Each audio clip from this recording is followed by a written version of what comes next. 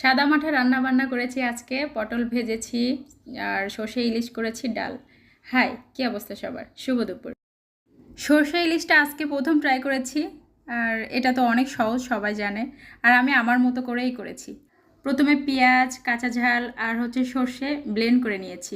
দেন সরিষার তেলে এই মশলাগুলো কষিয়ে নিয়েছি, সাথে রসুন দিয়েছি, শুকনো ঝাল দিয়েছি একটু। যখন তেলটা উপরে উঠে আসলো তখন আমি মাছগুলো ছেড়ে দিয়েছি।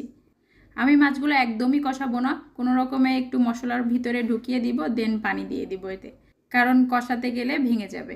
এজন্য আমি পানিটা দিয়ে দিলাম, কিছুক্ষণের জন্য ঢেকে দিলাম, তারপরে একটু নাড়াচাড়া দিলাম। খুবই হালকাভাবে দিতে হবে, কারণ ইলিশ মাছ অনেক নরম হয়। তারপরেই তো আমার রান্না শেষ।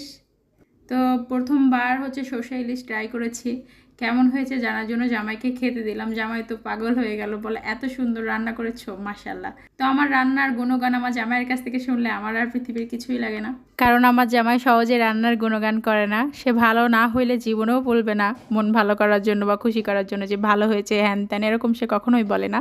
ভালো হলে তখনই বলবে যে হ্যাঁ তোমার রান্না